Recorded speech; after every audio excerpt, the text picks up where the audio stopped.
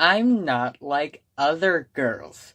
I listen to Billie Eilish and wear long-sleeved striped shirts. Hey guys, what's up? It's the Culture Detective here, investigating your favorite albums, and today I'm gonna be doing an album review, finally, on the new Billie Eilish album. When we all fall asleep, where do we go? When we all fall asleep, where do we go? So, yes, her voice is way higher than mine's, of course. But, here's a fun fact. She's actually really young. She's not even 18 years old yet. She's 17 years old. But still, she's 8 months older than me, so I win. Even though I'm already quite old. I'm an old man now. So, yeah, Billie Eilish, aka Pirate Baird O'Connell, and her brother Phineas O'Connell, coming out with a full-length debut studio album, studio being their bedroom, and yeah, it's I went into the album really skeptical, but I'm actually just a little bit surprised that it's not as bad as I thought it is. In fact, it's actually quite good. So yes, I'm not a huge Billie Eilish fan, to be honest. Especially before the release of this album, I thought her singles are pretty bland, pretty boring. And, obviously she was an artist in development. She still has a lot to improve on. And one thing that I just don't like about Billie Eilish is her really edgy aesthetic.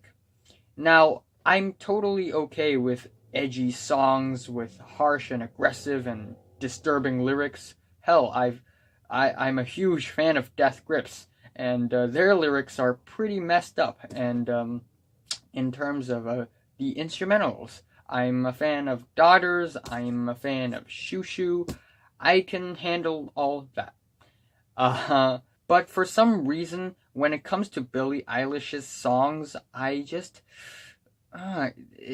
there's just something about her music that makes her edginess feel kind of pretentious, and I don't really like that. And I kind of don't like that she's using this edginess as the main aesthetic for some of her music, and I guess that's one of the problems. However, on this album, it doesn't seem to be that big of an issue, in my opinion. And yeah, even though on this album there are moments where it sounds like Lana Del Rey, where it sounds like Lorde, and many other indie, sad kind of R&B pop artists out there, still the album sounds pretty original and innovative and creative.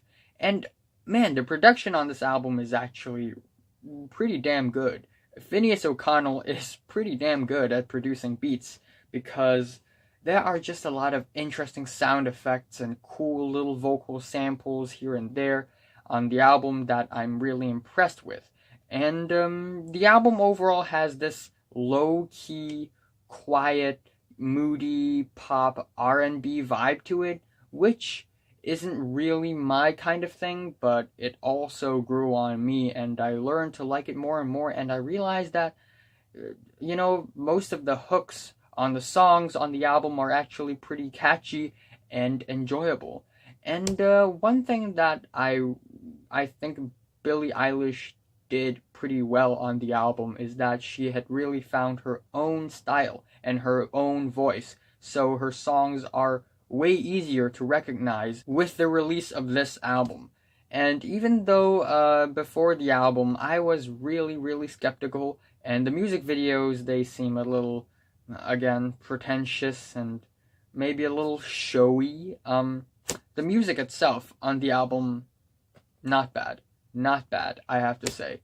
Speaking of not bad, we have the album opener, Bad Guy. Well, that's actually the second track. The album actually starts off with exclamation marks, and it's just this, little intro sound thing. And it really opens up with Bad Guy, which is surprisingly catchy and fun, with the playful and sassy bass lines and these really nice synth leads, and this very constant beat that I wasn't a huge fan of in the beginning, but I learned to like it a lot because, hey, it's pop music. It doesn't have to be all that complex. The drum beats I'm talking about.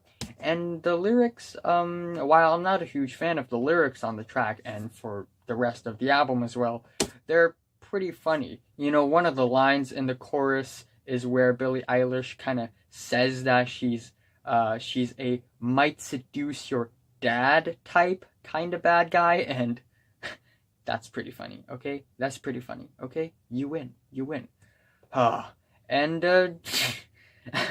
And yeah, I do kind of enjoy the lo-fi 2000s indie pop vibe that the song is giving off, and I really like the nice finger snap beats on the track, and the vocals on this track, as well as all the rest of the tracks on the album, are so intimate. She's singing so closely to the microphone.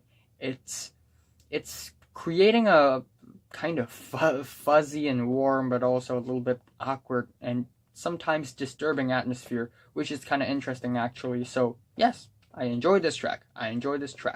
And then up next we have Xanny, where we have these slow jazz styled sing-along pianos and some really beautiful and slow vocals, and sometimes her vocals are being manipulated so that it vibrates, it oscillates, and it's actually a really nice sound effect. And I also really like the message of the track where Billie Eilish talks about not doing drugs instead of doing drugs.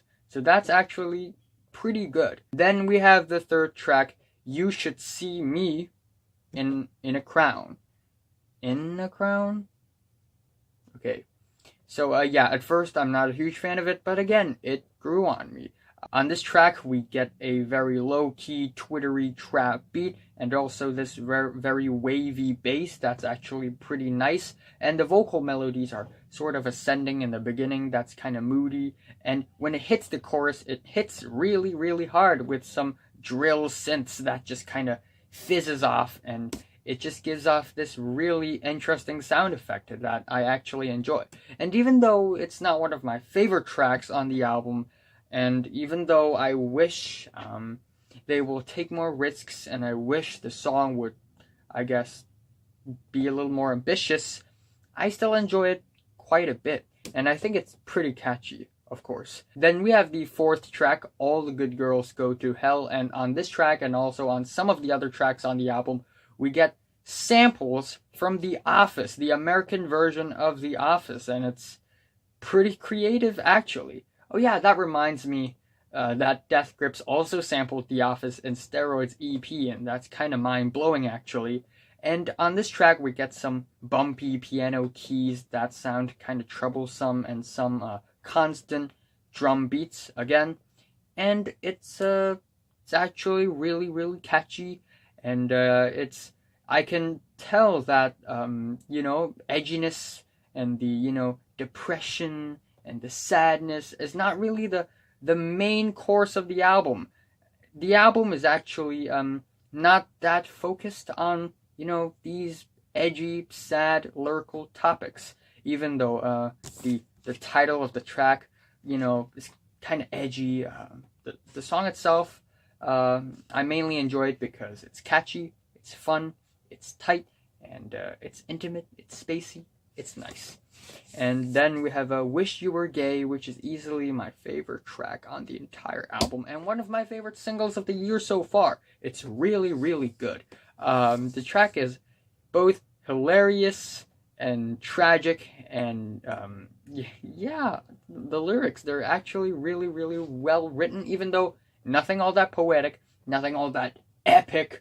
The wordplay, or should I say the number plays on the lyrics, are actually pretty smart, pretty fun, and we get some nice samples as well, where adults go "aww" or just kids laughing.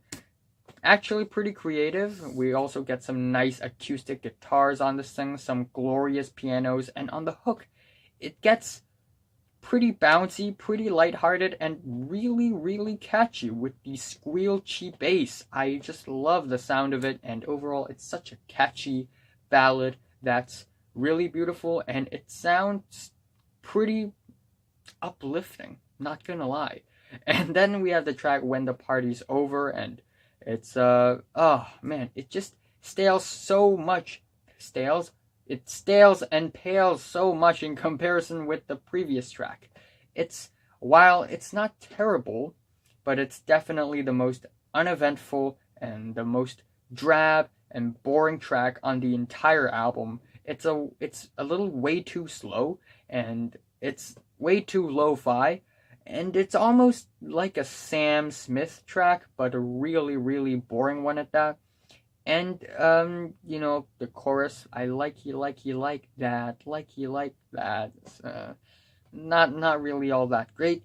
And the music video of the thing, while I like the production of the music video, the production value is pretty high, obviously. Like the effects on the video, she drinks a cup of ink, and it just comes out from her eyes, and it doesn't look all that cool actually. So whoever's idea it is to have Billie Eilish drink a cup of ink isn't really doing all that well.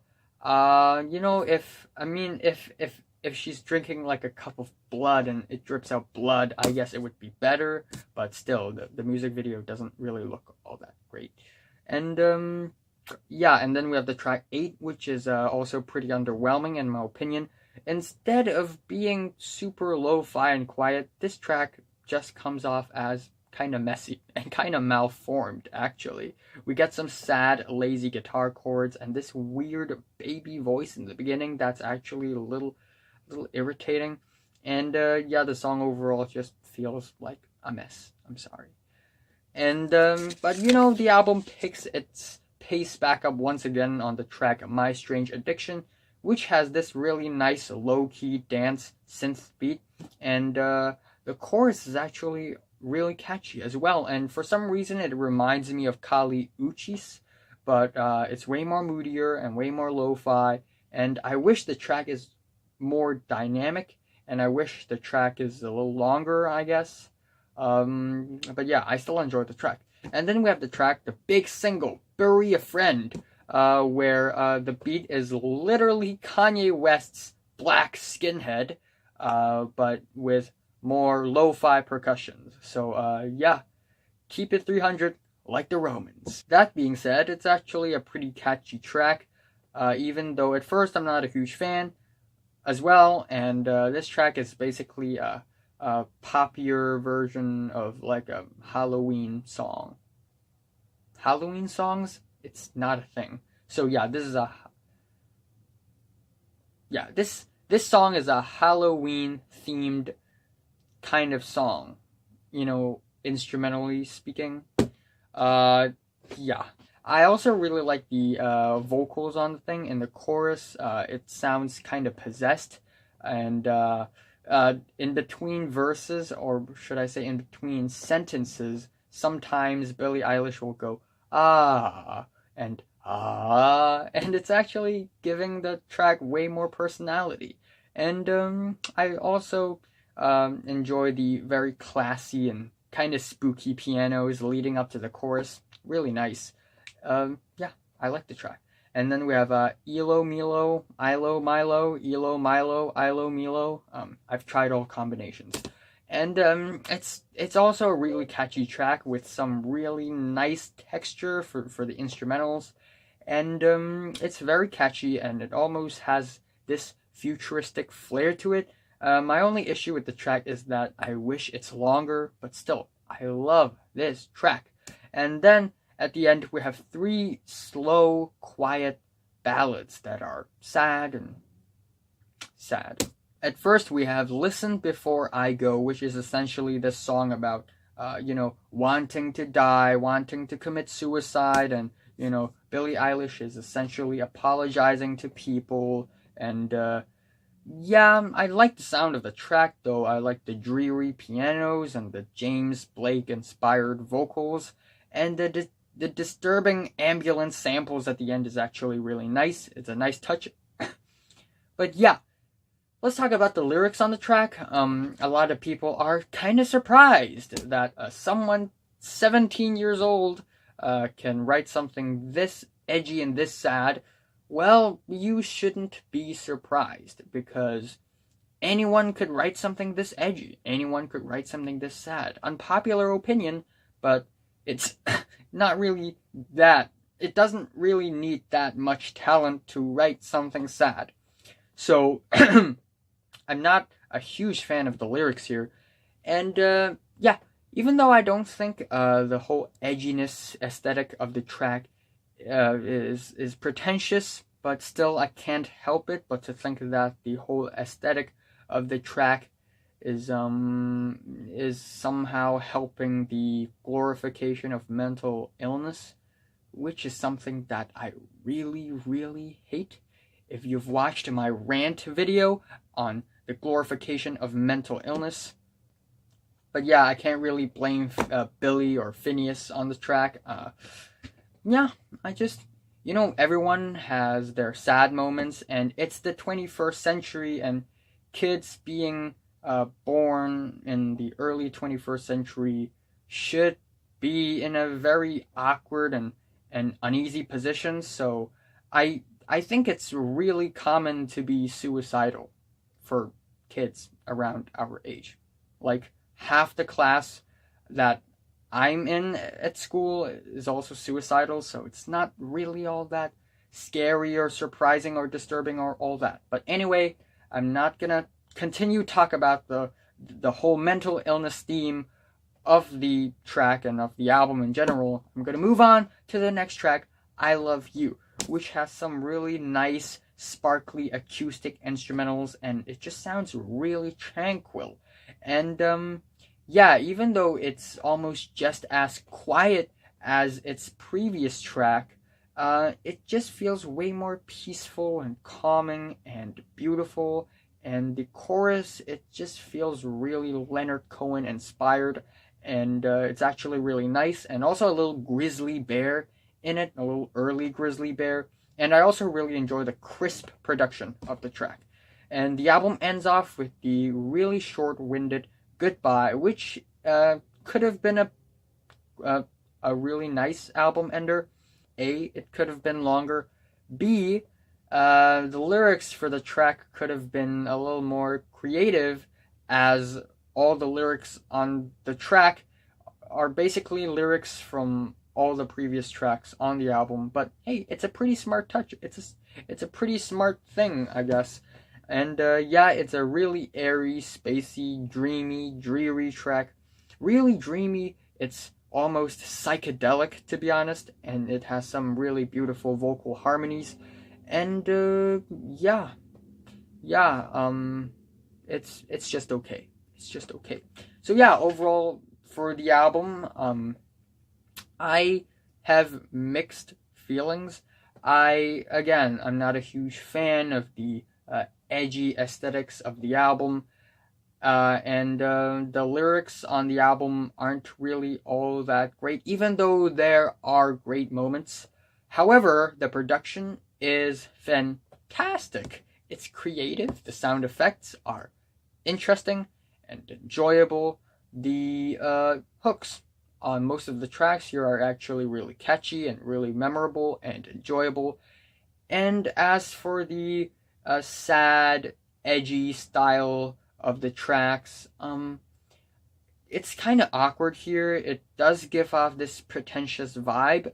I think that what Billie Eilish and Phineas really needs to do for their next album is that they either go back a little bit and stop, showing off their, edgy lyricism skills, or they go full speed ahead and be extra edgy, be extra weirder, be extra sadder, and maybe a little angrier, and hopefully with more abstract and experimental instrumentations and production, and maybe Phineas and Billie will become this odd two out in the pop music scene of the mainstream, that would be pretty fun. I would prefer the latter, of course. So yeah, Billy and Phineas have a lot of potential, and I enjoy the album still. Yeah, it's not a bad album, not at all.